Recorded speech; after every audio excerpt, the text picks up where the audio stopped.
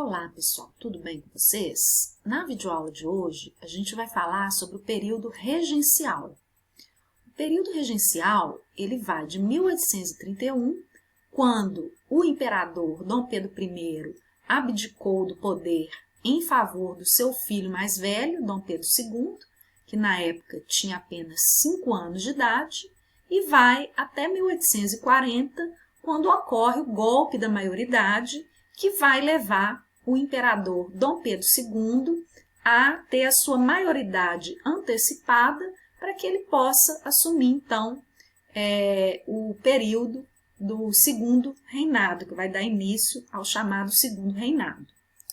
O período regencial ele é subdividido em 4 períodos. O período da regência trina provisória, que durou apenas 3 meses, o período da regência trina permanente, que durou 4 anos, de 1831 a 1835, e o período das regências unas, que foi a regência una do padre Diogo Feijó, que vai de 1835 a 1837, e o período da regência do Araújo Lima, que vai de 1837 a 1840, quando ocorre, então, o golpe da maioridade e o período regencial termina dando início ao segundo reinado. Para entender melhor o período regencial, é interessante a gente saber quais eram os grupos políticos que eram protagonistas na cena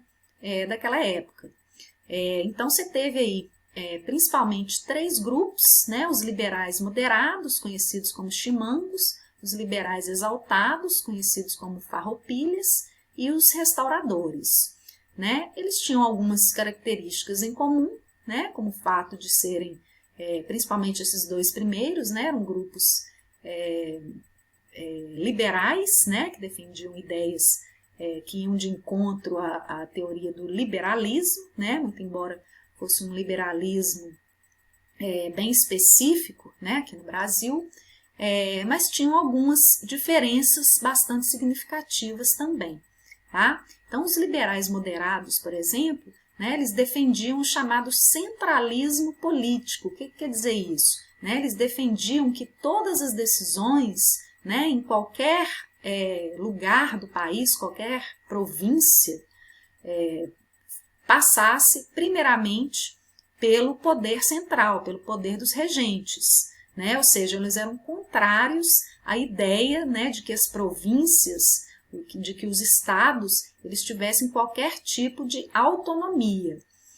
Já os liberais exaltados, eles defendiam justamente o contrário, né? Eles defendiam a ideia de federalização do governo. O que quer dizer isso? Né? A federalização é quando cada estado possui a sua própria autonomia, possui suas próprias leis, né? A sua própria constituição.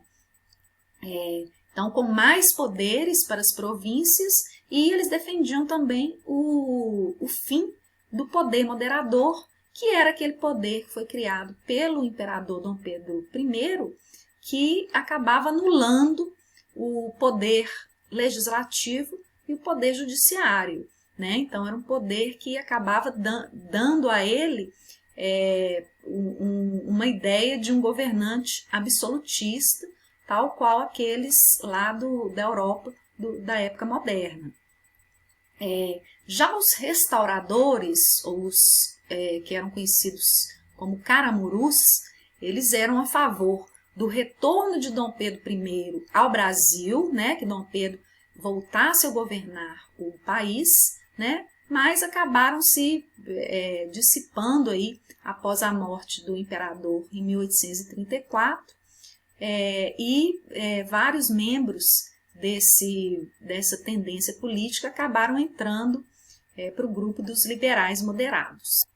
Uma característica muito importante aí, dessa primeira metade do século XIX é que foi um período onde houve muitas revoltas em várias províncias, em diferentes regiões do Brasil, desde a época do Dom Pedro I, desde o período em que ele começa a se mostrar um governante extremamente autoritário. Então, você teve muitas rebeliões, muitas revoltas, muitas delas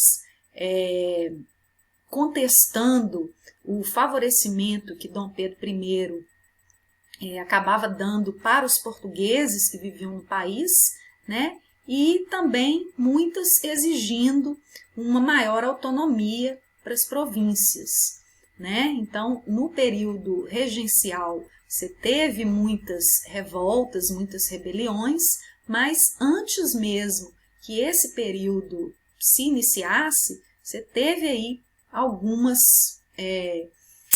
revoltas e algumas rebeliões que acabaram levando, já no período da regência trina provisória, o governo a criar a chamada Guarda Nacional, né? Então, o que foi a Guarda Nacional? A Guarda Nacional foi uma tentativa do governo de tentar pacificar o país através dessas guardas que eram regionais, né? Então, o que o governo central fez? Ele dotou, né, alguns grandes proprietários de terra com o título de coronéis, né? Então eles passavam a ser oficialmente coronéis da Guarda Nacional e então eles passavam a ter o poder que a polícia tem hoje, né, de reprimir determinadas revoltas que pudessem acontecer contra o poder central. Tá? Então, isso foi uma das características aí extremamente importantes, né? Um dos fatos bastante importantes aí do período regencial, porque esses coronéis da Guarda Nacional vão acabar dando origem, mais tarde, né, ao poder bastante significativo que esses grandes proprietários de terra vão continuar a ter durante o século XX, né? E o reflexo disso aí, ele é vivenciado ainda hoje, né, dentro da nossa sociedade. Outro fato importante aí do período regencial, né, ainda durante o período da regência trina provisória, foi a criação do Ato Adicional de 1834, que foi um ato que introduziu na Constituição de 1834 algumas propostas de caráter liberal, como, por exemplo, né, a concessão da autonomia às províncias, né, que era uma reivindicação antiga, né, de que elas pudessem criar as suas próprias assembleias legislativas, né? O que quer dizer isso na prática? Né? É que a partir daquele momento, cada província poderia criar as suas próprias leis sem a interferência do poder central, né? O ato adicional, ele instituiu também a extinção do poder moderador, né? Acabou o poder moderador, finalmente, e determinou também a criação da regência una, né? Então, a partir daquele momento, o governo regencial deveria ser comandado por um único regente.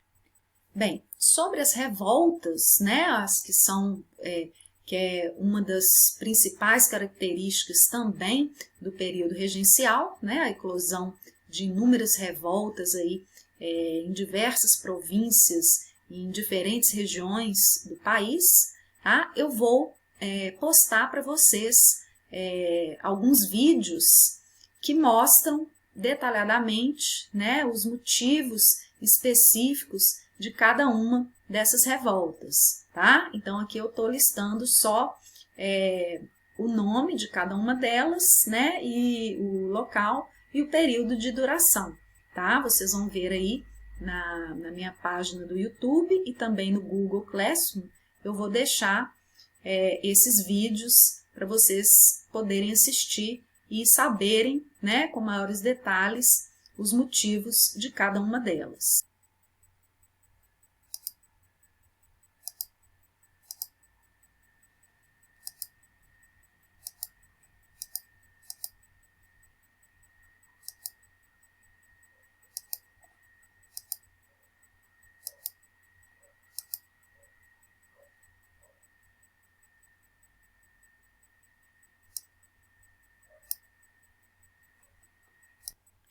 Em 1837, quando o regente Araújo Lima assume o poder no lugar do padre Diogo Feijó, ele vai revogar todas as medidas liberais que haviam sido adotadas no governo anterior, principalmente a autonomia que havia sido dada às províncias, né, desde o ato adicional de 1834, todas essas medidas de caráter liberalizante, elas foram revogadas pelo Araújo Lima, e isso acabou provocando uma grande perturbação política, né, devido à discordância dos grupos liberais que eram favoráveis à autonomia das províncias, né? Então, diante disso, né, foi bolado aí esse golpe, né, o chamado golpe da maioridade,